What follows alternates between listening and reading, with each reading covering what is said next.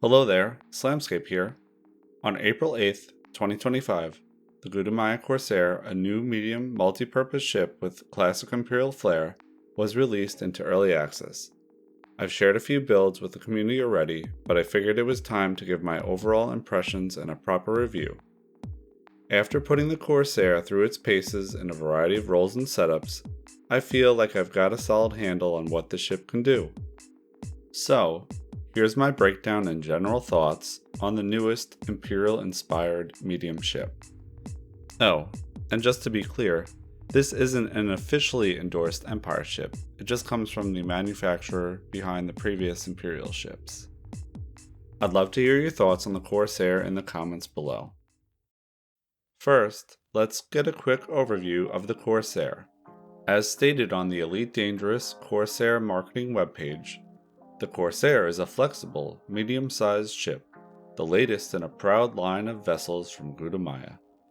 It offers a generous number of internal compartments, significant cargo capacity, and impressive straight-line speed and agility.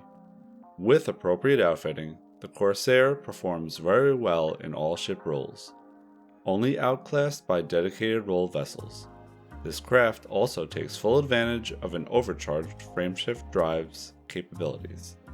There are a lot of bold claims in that description, and while most are true, some might be just wishful thinking with a hint of Gutamaya marketing spin. If we examine these claims one at a time, we can see that the Corsair does offer a large number of optional internal slots. 3 Class 6, 3 Class 5, and 1 each of Classes 4, 3, 2, and 1. This does allow for a decent amount of cargo, a maximum of 318 tons, which, for the medium ships, is only outclassed by the Type 8 at 406 tons. The Corsair does boast impressive straight-line speed. It supports up to Class 7 thrusters, which when fully engineered, can reach a boost speed of 600 meters per second. These thrusters are oversized for its mass and allow the ship to maintain this top speed even if significant weight is added through optional internals or cargo. The claim of agility is a bit optimistic though. At base, the Corsair's agility score is between the Federal Corvette and the Mamba, which puts it in the slower range. The agility score itself is a little bit misleading, and doesn't tell the whole story. While the Corsair does have a pretty fast roll speed, its pitch is average and its yaw rate is very poor. For example, at best, the Corsair can have a 180-degree pitch speed of 4.1 seconds, a roll of 1.3 seconds, and a yaw of 11 seconds. While an Anaconda multi-purpose combat build I have has a pitch of 4.5 seconds, a roll of 1.9 seconds, and a yaw also at 11 seconds. So you're not going to win a turn fight against any of the small ships and most of the medium ships. The Corsair, being a newer design, is able to take advantage of the new SCO drive's Super Cruise overcharge mode efficiently. It can also get a very respectable jump range, with a min-max build able to hit a jump of around 77 to 80 light years. The last important things that weren't in the official description are firepower and protection.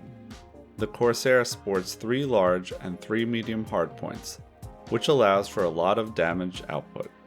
The ship also is able to fit a Class 7 power distributor and Class 7 power plant, which allows the Corsair to handle most weapon combinations with ease. And in a break from normal Imperial doctrine, these hardpoints actually have a very good convergence, allowing commanders to take full advantage of fixed weaponry. When properly outfitted, the Corsair has above average shield and armor protection, although only having 4 utility slots can limit total shield strength. This can be supplemented using Guardian shield reinforcements, and the large number of optional slots allows for adding hull and module reinforcements without sacrificing one over the other. Now that we've covered the Corsair's capabilities, let's take a closer look at how it handles the different activities available in the game. Since the Corsair is touted as a multi-purpose ship, I decided to make various builds and test them out for the various major activities. You might have come across some of my guides on these already. The major activities I considered included BGS or background simulation, Powerplay, bounty hunting and general combat, mining, hauling, exploration, and AX combat. BGS/Powerplay. I think where the Corsair really shines is as a full multi-purpose build, specifically when engaging in Powerplay, BGS activities, and general mission running. The firepower allows you to handle most combat missions, the jump range makes it easy to move around the bubble, and the large number of optional internals allow you to outfit the ship as needed, while still keeping adequate armor and shielding. You can make a build that will let you run an assassination mission, then hack some holo-terminals, grab some salvage, and then go pirate some haulers, all without having to land to swap out parts. If you were flying a Python or Crate before to do these activities, it's time to consider an upgrade: bounty hunting and general combat. The Corsair is a solid ship when it comes to combat. However, there are some negatives that make it lag behind most of the medium dedicated combat ships. One of the main downsides of the Corsair is its sluggish maneuvering, which, when combined with its high straight-line speed, tends to force you into a lot of jousting. The other big downside is the cockpit view. Due to the ship's glorious beak, you don't have much visibility below your crosshair, and you might not be able to see your target when you're aiming in front of them. With that all being said, this ship can handle combat pretty well. Assassination missions and conflict zones are relatively easy in the right commander's hands, but the dedicated combat ships will still be able to do it better. Mining. Well, I'll just jump right to it. This ship is S tier for mining. The Corsair is easily the best medium multi-miner ship, possibly even better than some of the larges. You can fit 4 medium mining lasers, 13 collectors, and still have 192 tons of space for ore. Then, you can still fit on a seismic launcher and an abrasion blaster, so you can core mine too. Even filled with ore or limpets, the Corsair still maintains its high speed, meaning you can get to that next asteroid quicker and pulse those cores faster. Another plus is that even fully loaded with ore, you have a total jump range of 200 plus light years, which gives you a wide radius to sell your mined commodities. Hauling. I haven't had a chance to test the Corsair as a dedicated hauler, but I think I can safely judge that the Corsair would function fine. Fitting all cargo racks lets you carry up to 318 tons, which is the second highest for medium ships. It's probably best suited as a long-range hauler. It can hit up to 73 light years unladen and 45 laden with 286 tons of cargo.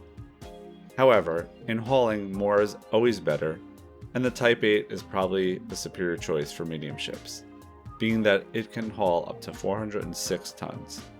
And even outfitted for long-range hauling, the Type 8 can still carry up to 374 tons while maintaining a laden 36 light-year jump range. More tons equals more profit. Exploration. On paper, the Corsair should be a great explorer, able to hit 78 plus light years jump range while still carrying everything necessary for exploration and exobiology. Plus, it'll look amazing in your elite dangerous space photography. In practice, it's a bit of a mixed bag though. While the ship functions great jumping, scooping, and scanning, it struggles a bit when searching for exobiology. The cockpit view is pretty limiting, but not the end of the world. However, the ship is almost impossible to land in very mountainous territory. Even using a docking computer, it struggles to find valid terrain to land at. On their own, neither are a big deal, but together it was a bit frustrating at times. I would say if you want to make an exploration Corsair, it'll be fine, but there are better options. AX Thargoid Combat. I want to start off by saying, I'm by no means an expert at AX combat. I still have a lot to learn, but I do have my fair share of CZ and solo kills. That being said, in my limited testing, the Corsair functions pretty well. I tested solo non-human signal sources up through Medusa successfully without too much trouble. It works well with 4 mod shards and 2 long-range thermal vent lasers. I did try a 5 mod shard variant, but it spiked above 20% heat too often for my liking. The two main drawbacks with the Corsair are its weaker vertical and lateral thrusters and its overall slow handling, especially the painfully slow yaw. It's perfectly capable of taking down Thargoids, but it doesn't really outperform the older meta builds. If you're looking for variety, I would say give it a shot, and it could be a good replacement for any Crate Mark II builds, but if you're happy with your current AX ship, I would stick with that. So, after putting the Corsair through its paces in nearly every role I could think of, I'd say it's a strong contender in the medium ship lineup. It's not perfect, but it is definitely versatile and stylish. While it's possible to use the ship for any activity, I think it mainly shines as a mission runner or mining vessel. Most other roles have better, more dedicated options, especially in the medium ship category. Still, it's probably worth giving the Corsair a shot, especially if you're #TeamBeak. I hope you found this review informative. Consider giving it a like, and subscribing if you want to see more. I'd love to hear what you think. Are you flying a Corsair? How's it working for you? Or are you on the fence about trying it out for yourself? Thank you for watching.